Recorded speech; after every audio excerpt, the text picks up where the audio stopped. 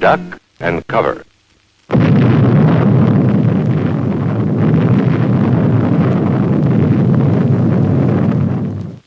Hello and welcome to Surviving Classical Music. I'm Andrew Byrne. I'm Grace Newcomb. And today we welcome back to the program historical flute specialist and Discrete Editions co-founder, Mara Winter. Hi. So this is the first video podcast that we have managed to do. This podcast, I guess you could say, is sponsored by Oren Kirschenbaum Video Productions. Yes. Nice. Because we're in the studio is I'm partly part of the studio, but some of the equipment, partly part of it.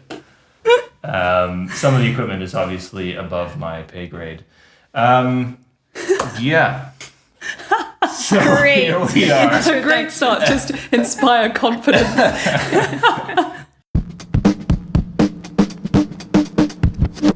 So yeah, first of all, we've seen each other very recently because we were in the same gig. It's not that true. long ago on the weekend. All doing different functions, performing different functions. Yeah. Yeah, it was interesting because, in fact, that was the first time, even though I have seen you up your game in terms of video stuff in the last year. A little. This was the first time that we actually worked together, and both as, in fact, camera people. What was it like working, for somebody else doing camera work rather than working for yourself? Yeah. It was very relaxing, I have to say. I mean, when you do a production where you're just responsible for 100% of the thing, your brain is you're using every part of your brain and you're responsible for so much. And I loved to just show up and have one job to do, basically, which is just operate this one camera, like take good shots, like make them look good, and look at my phone and have Oren say, Mara, crop in on Grace, or can you crop out a little, or something like that, just so relaxing as somebody who has only experienced video production from this side of like total self-sufficiency and kind of containment in that way. Yeah, it sounds terrifying to me to have the full responsibility over the media. You've got one chance, basically. Yeah. You've got the concert. If anything goes wrong. Yeah. I mean, some things did go wrong, huh? Like, it wasn't a perfect live stream, but I thought it was a nice experience to do something with a team of multiple people instead of one or just two of us, like Clara and I just kind of handling it.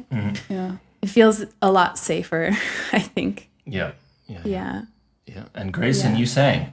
I was the only technical dinosaur. I was the only one on the stage. Yeah, it was nice. It was great. It was also really nice to have, I don't want to say a real audience because we've had a real audience already, but this was the first concert where the audience didn't have to space out as much. So we could fit more people in. We got more audible applause, and like cheering. People were really happy to be there. And it was also nice having like a team of tech guys as well, because that's increased. I think when we first started filming with Oren, he was doing most of it alone, or he had maybe one other person, and then it was a lot of work for everybody involved, especially him having to make sure everything was running smoothly. Yeah. But with you guys there, with a bigger team as well, we just felt the whole thing was just more relaxed, and I think both sides could just chill out a little bit more. It was nice. I really enjoyed it. Yeah. Interesting to hear. Also what I noticed at the end of the live stream that we had done was that when you guys had finished and you were bowing and whatever, and then you came back on stage after having walked out the first time, there was just this huge like wow, and I haven't heard that rush. I've heard 5 people try and really politely clap as hard as they can, Just bleeding hands. Yeah. You're like yeah, and you're like shh, they can hear you on the stream, but not 80 people or 100 or whatever it was. It was a totally different, experience, which I'm familiar with, but not recently, Yeah, it created a very different atmosphere. And it was really nice for us, to be called back on stage. It doesn't matter how many people are watching at home. That's great as well when people watch at home, but we can't feel if they've enjoyed it or not. We can only read the comments afterwards. But to have people there calling us back on stage was really nice. It was really nice because we're all so egotistical. No, but it was it was a nice atmosphere. Yeah. Okay, so Mara, I'm going to ask you a hard question, which I can answer for myself as well. But what would you say in terms of percentage of income, and it doesn't have to equal 100%, right? In terms of percentage of income, what would be the balance today between media production and performance, flute performance, today compared to, let's say, end of 2019 versus and early 2020? Okay. Gotta think about this. Because I would say, for example, while you Yeah. think about it, I would say I was like, let's say 60% performance and 0% media, right? And I had this Read business as well that was going, so that's the other 40%. And now it's like 70% media production. Is it really? And 30% anything music related. I would say mine is around the same. Yeah. Yeah. It's been strange as things are reopening. I feel like some people have been really lucky and they're kind of flooded with concerts this summer. Mm-hmm. And then other people like me, for example, I don't think I'm the only one, but I was looking at an empty performance calendar from May until the end of August. Still. Yeah. Still having things canceled and rescheduled. So I said yes to a lot of video projects. Right. Yeah, and so that's the balance right now. Yeah. But also at the same time now, a lot of my I had a lot of performance activities just come up randomly, like in the last week. You know, there's also a bit of chaos there with the organizing community of all of a sudden there's an opportunity to do a recording here or like some festival thing there, and they need to scramble and like get people together. So it's not empty. So it's going to change fast for me, and I think the challenge will be to decide where to put my time. You know, Well, this is interesting from Mike because I haven't done this.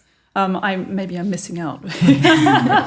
But now that you guys have had a taste of earning more from something else or having, I don't know, more bookings or more security from something else, do you enjoy that lifestyle more? Like, is it more relaxed if you think you can carry on that path? Do you think that you would go further in that direction and maybe eventually reduce music performance more? Like, I don't know what Oren has done. I don't know how much he's still performing, but he must be so booked up with media.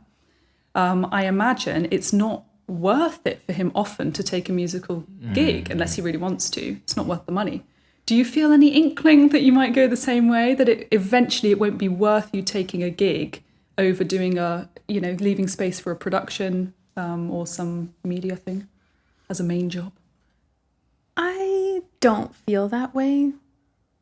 Personally, my priority is really with performing. Mm-hmm. So if I ever had to make the choice between saying yes to a video production and saying yes to a concert or something, like, I know what I would say. Mm-hmm. That being said, I feel the motivation now to shift where I even put my video production energies, because now, like, in the past couple of months, I've spent all of my video time doing things for other people, which is not as creatively fulfilling, which is the reason that I went in more into video, was to access a creative side. Yeah. A visually creative side rather than just sound.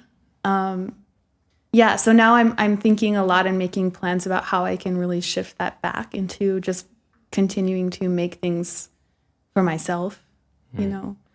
But that's the problem with performance in general, isn't it? That your own projects are not the ones that bring in the dough. It's working for others. It shouldn't be that way. It shouldn't. And I think this is a story that we tell ourselves, and a myth that we will only make money working for other people, and that our own projects aren't as valid as the ones that have been successful for 10, 20 years. It's just that it's new. And also, we are a generation that's living in a completely different context. So we have these role models, especially here in Basel, of people who had a really different set of circumstances. Yeah. And I don't think we need to try to live up to that, you know. But on practical terms, if we do want to do our own projects, then I think starting out is the biggest barrier, because you've got to take a bit of a leap of faith. And probably invest in a load of stuff. You guys have probably both invested in equipment and a lot of time and money. And I think that barrier, you're either in a position where you can actually do that, where you can say, okay, I'm going to take a couple of months or half a year or whatever, and I'm going to try to start something new. But I guess for a lot of us, that feels insurmountable, or it feels like too risky because you won't be able to pay the rent if you know, I don't know. So I wonder how many people out there would love to start their own project, but it just feels too risky. And then we end up telling ourselves, oh, well, it will never work. And, we'll never get funding for our own creative stuff. Maybe we all need to take the leap of faith, you know? Yeah, I mean, what I think is risky is living a life where you tell yourself that the whole time, and then all of a sudden your life is over and you didn't do anything that you wanted to do because it was too scary or too risky. Yeah, I mean, there's a lot of musicians who wanted to do something different, I think, and then they end up feeling quite disenchanted with their career when they're in the later stage of their career. Then they feel bitter about the industry. Actually, people our age do this as well. I feel bitter about the industry. Sure, yeah, I think we all do, even at our age. Yeah. I'm super bitter about it. Like, it haunts me every day. It's motivating to try and get out, to get out of this cycle of like waiting for somebody to email you with another gig, or waiting to get this job where there's only 5 positions available in the world, and so you just live shackled the whole time because you're waiting for this thing that you're dreaming of. Yeah. But this is like tyrannical. Don't dream your life, live your dream. But she says, looking into the camera. Shouldn't we do that? I mean, yes. Shouldn't we be going towards that? I mean, why not? I think it's just scary. Yeah. I think it's just scary. Like at the moment, I mean, you guys, because you're my friends, you both know that I've been trying to move to a new flat where I would be allowed to make music. And this would be a huge career step for me. It sounds ridiculous, but I can't work at the moment. I can't work properly because I have no real practice space. I have very kind people who let me practice, somewhere occasionally. But I have no teaching space, no real practice space, nowhere I can record, store my instruments. And I'm trying to make this leap of faith to a very expensive apartment where I would have actually a kind of lower living quality, be spending more money, but I would be able to work. And at some point I think, well, is that worth it either? Like that would bring my career forward, but it might bring my mental health backwards. I don't know yet. And until I take that leap of faith and, Bring your career forward or just allow you to practice? Are those intertwined? I think they are, yeah. Okay. Yeah, because at the moment I also can't teach. And that is a major source of income for me and has been also during the pandemic. And I get people asking me for lessons and I have to say, I don't have anywhere I can teach you. I'm really sorry.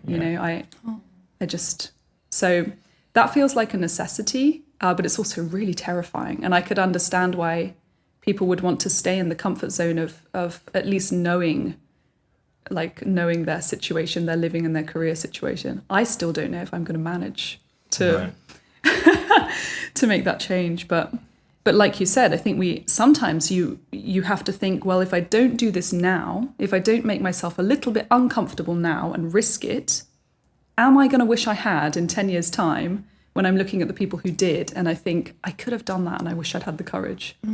So I'm trying to find the courage. Interesting. You didn't say that very convincingly, Andrew. I did. No, I just... It wasn't that's the thing, interesting at all. Exactly the last thing you said was... I don't want to wait a certain amount of time and then look and see who made it. And yet, when I think of the people that I know, I don't think of you as somebody who's not making it. Do you know what I mean? I would say exactly the same, yeah. And also, of course, it has to do with our with our perception of people's social media accounts. That is also a part of it, and which is a part of how this podcast started in the first place. Yeah. Is how we see what people post, and that's curated to make it look like we're all very successful, or at least we're doing the greatest things, that we're being our best people or whatever. But I think actually this probably applies to all of us. I think in our own fields, we've all made it. We're all very hireable in our own fields. I mean, historical bassoon and reed making and historical flutes, and also your video stuff now, but that's also quite new. And for medieval singing as well, we all get hired, I think, by the people we've always wanted to be hired by. So we're kind of like, in a way, we're top of our game in our very niche field.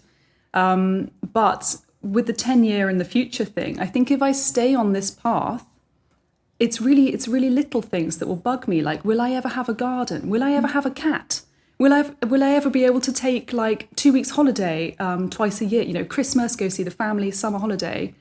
And at the moment, even though I'm like top of my game, that won't happen if I stay on this career path. I feel you. Stay on this career path or stay in this town? Ooh.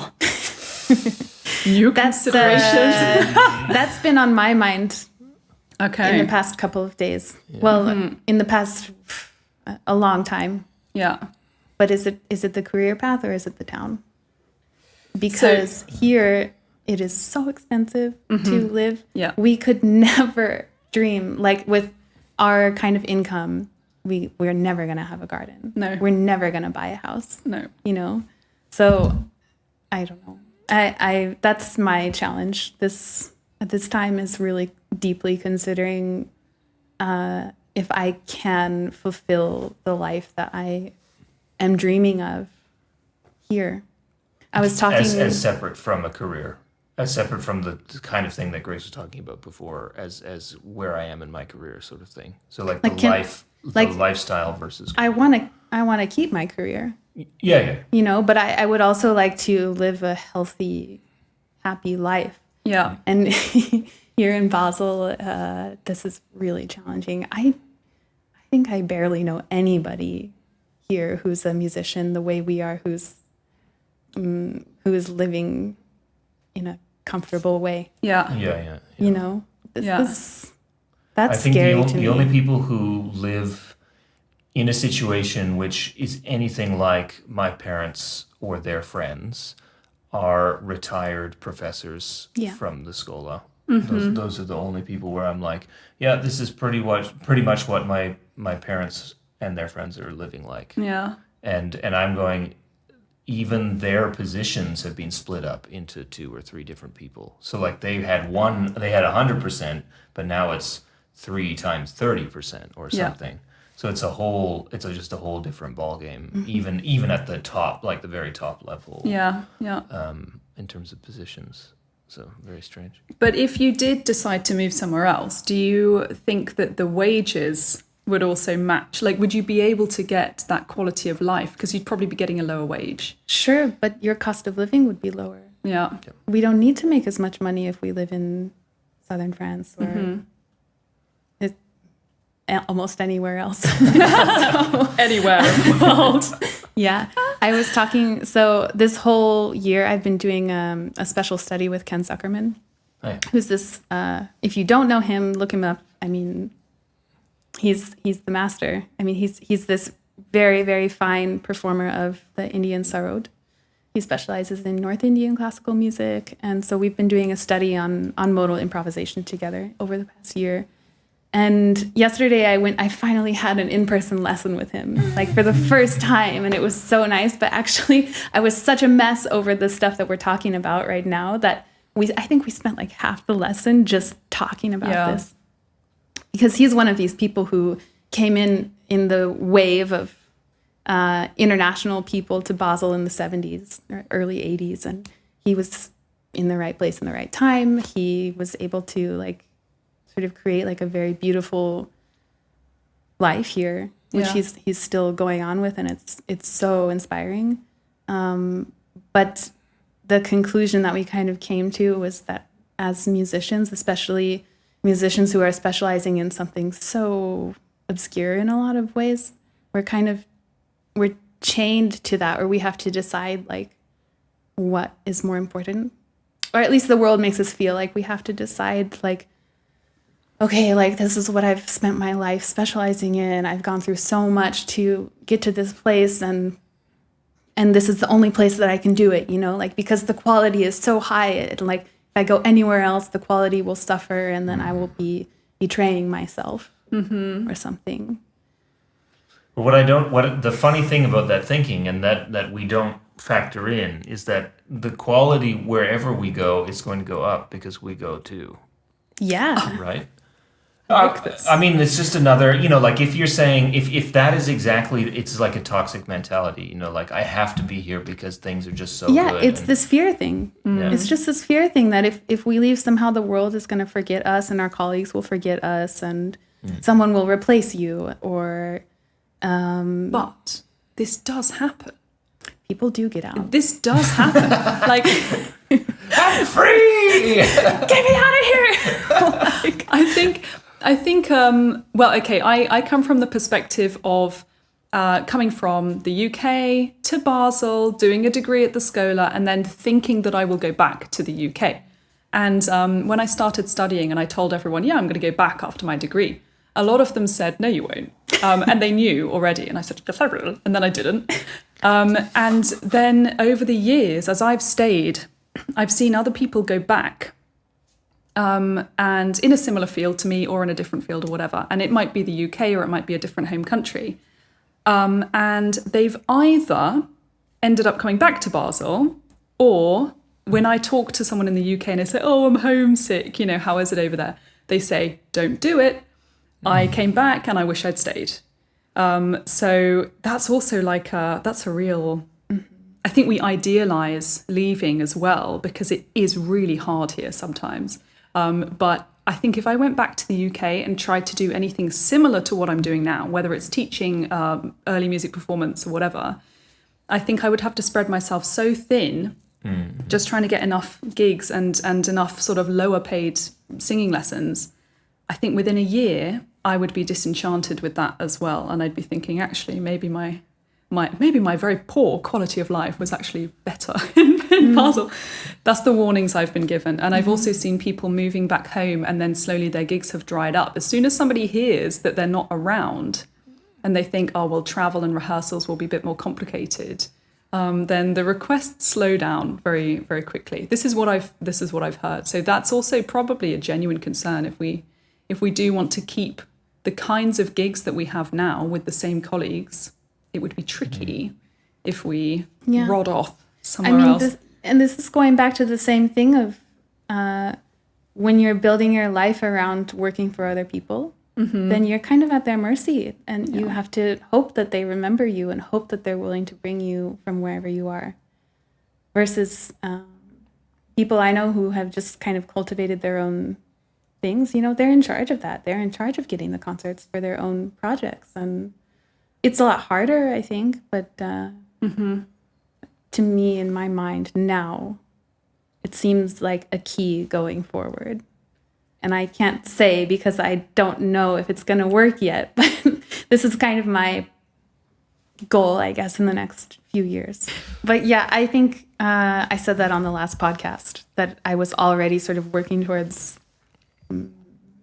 just creative independence. Yeah, creative independence. And I mean, I love working for my colleagues. I love it. Like, it's the reason I even came to Basel. Yeah, but I don't think that it's necessarily the most empowering way to live one's life.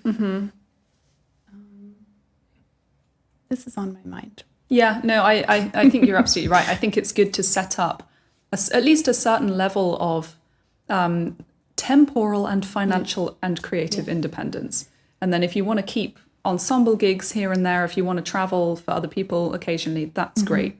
But to rely on it all the time just gives you this constant feeling of like, it's not an active feeling of instability, but it's always there in the background. Yeah. You're always at someone else's mercy, you never know when you're going to have like 3 months where there's no work.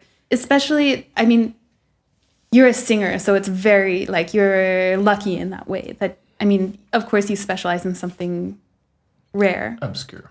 But as somebody who specializes in like medieval and Renaissance flutes for the most part, not to say that I'm not like out there playing 18th century music like pretty regularly, but if that's what I'm mostly known for, the work is like, there's like already in normal times, like non-pandemic times, there's a smaller amount of work. And you're just really like on specific ensembles and specific employers, you're just kind of completely at their mercy, whether they think, oh, I'd like to have a flute as a nice accessory in this concert. Otherwise, you're just like, I mean, you're just not elemental.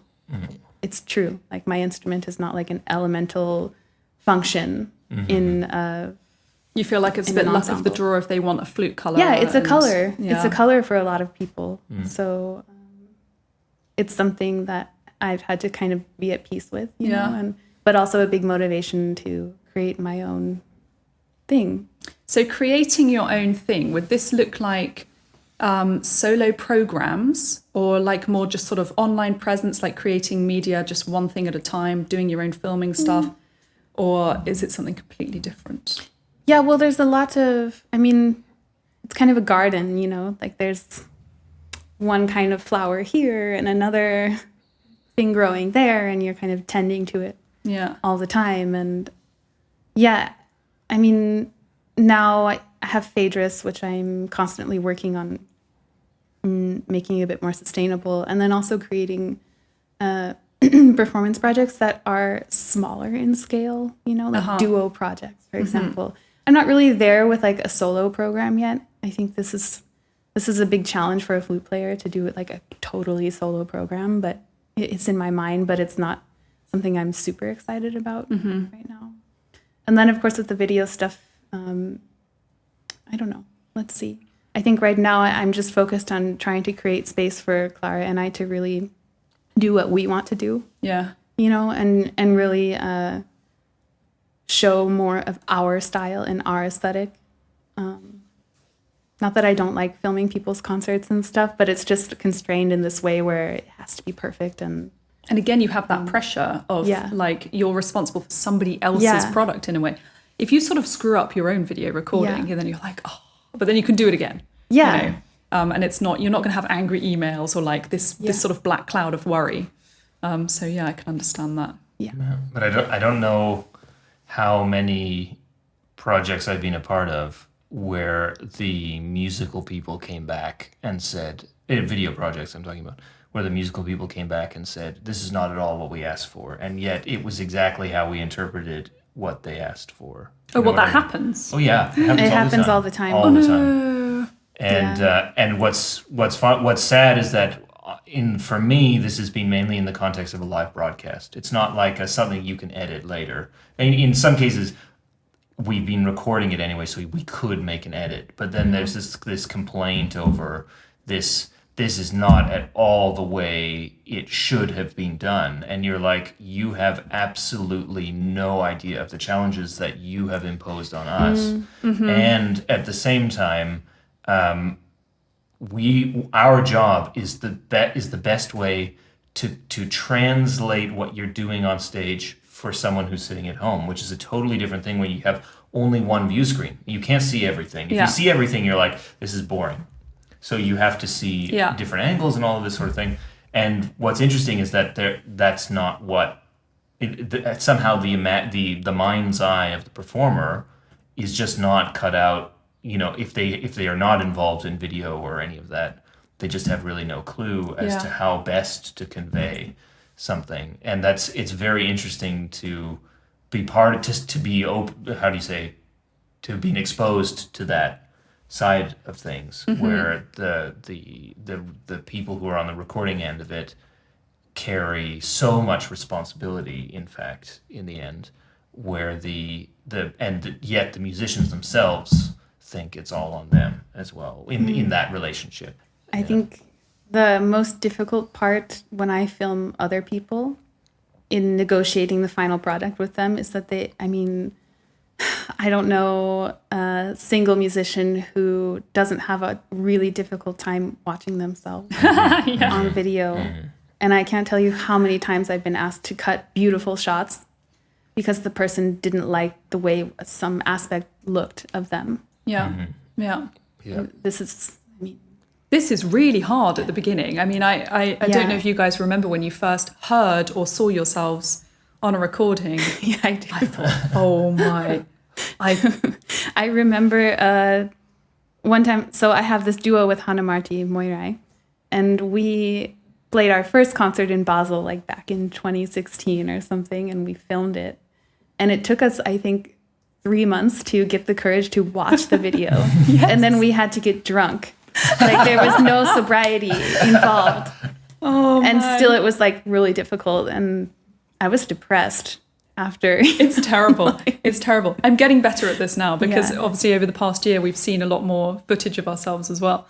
But I've got over imperfections much better, especially with live streams. I've kind of stopped caring about live streams now. It's like I didn't even watch the Henry concert. Yeah. I know there were some flubs in it. I think it was still a really good concert, but I don't. No. I'm not even gonna. It I'm not even haunts gonna me. watch. It haunts me.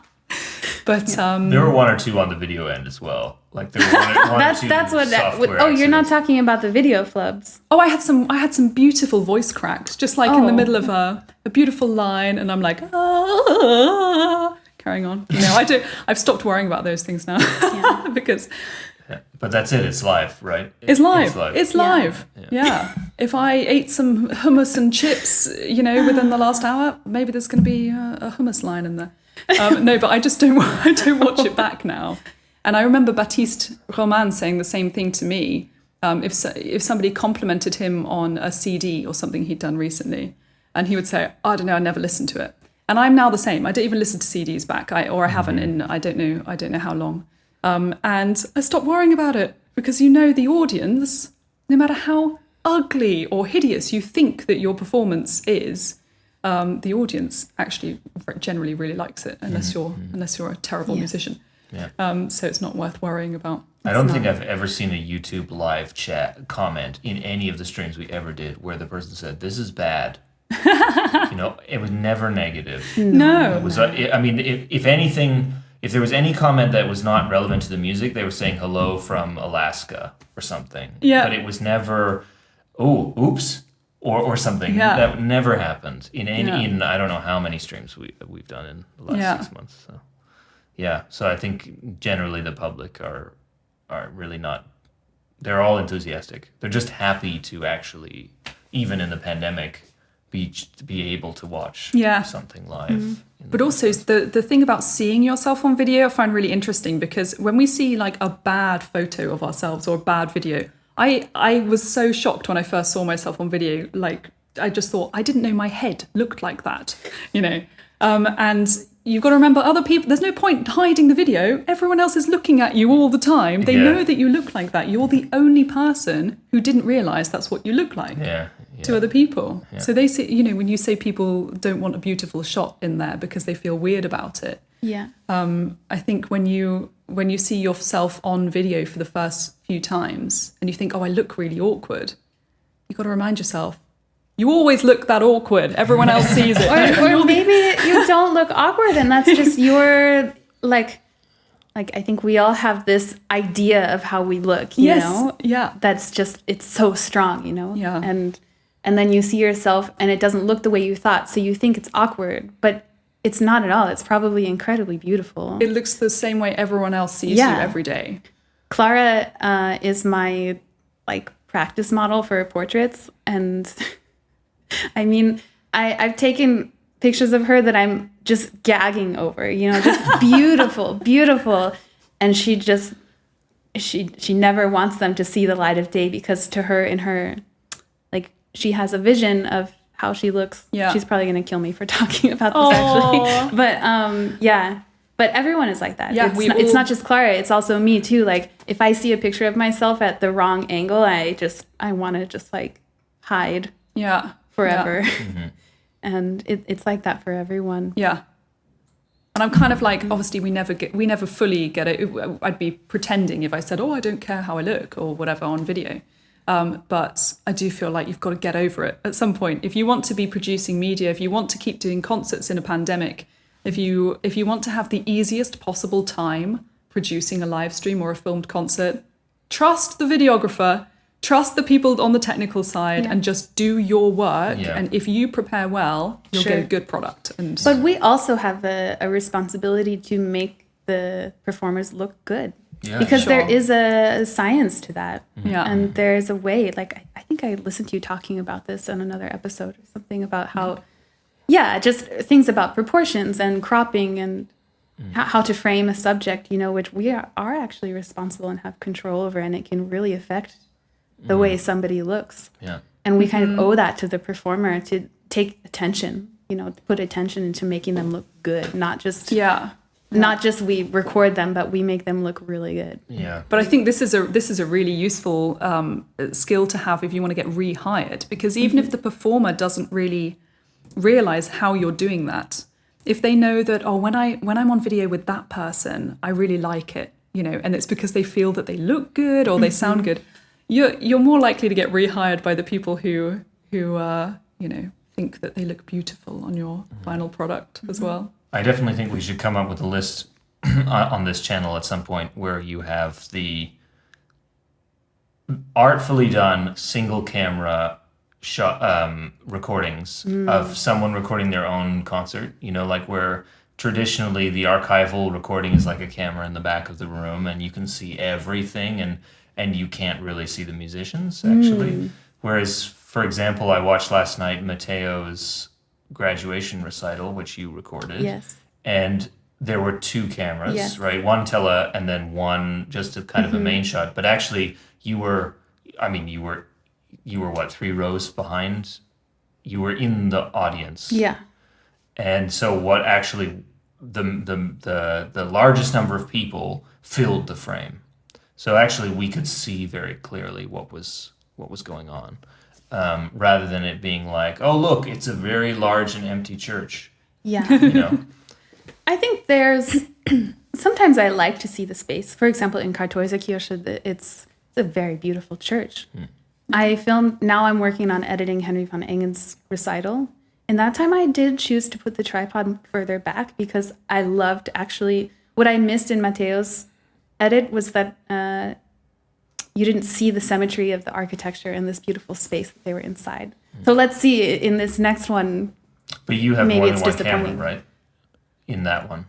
It was the same setup. Same setup. So 2 cameras. Yeah. But what I mean is that if the main shot, like if you're going back and you're getting the space, if that's the only camera, then it's like it's then hard that's a to bit watch. weird. You know, Yeah. it's hard It's to boring. go all the way through. Yeah. Whereas even if you had just the main shot of what you did with Mateo, you know, where it's so much closer up, we still see the full bodies of everybody.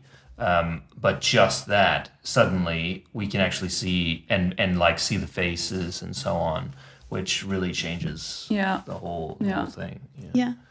Yeah. Yeah, it's true. There's even with one camera. I wanted to say that to you earlier when you were talking about not always feeling like you don't have the gear to do a project that you've been dreaming of, or it's like this big technical leap. But I think the idea comes first, even when you have like the most minimal thing. And you can do something really cool. I think even with one camera. I mean, the first videos that Clara and I did that I'm still the most proud of, we did with one camera, you know, with nothing, like not even a tripod. Like, I think I'm just going to go back to that actually. Yeah. Because the more equipment I get, the more I feel like I'm kind of held down by it in a way. And also there are a ton of videos on YouTube showing how really it's not the gear necessarily which makes the show. It's really how inventive you can be in getting the thing that you want. Yeah. So I think probably many people have probably invested in a little bit of equipment, and that is already enough, even if they put the time in for the space and so on and so forth, which is sometimes not, you know, we don't think necessarily about the environment around the shooting, which can be a lot of work, but it can like totally change what your experience is, the viewer's experience is. All right. Mara, thanks very much for joining us today. Thank you. And Grace, thanks for coming all the way to the studio. It was a long and treacherous journey. So thanks for watching. Obviously, we have an audio podcast. We've had more than 100 episodes Wow. already. We took a break last month, but now we're starting again. So anyway, links to the audio podcast is below, but it's just the same thing. I don't know how to make it any better, sound any better. But anyway, thanks for watching and take it easy. Bye-bye.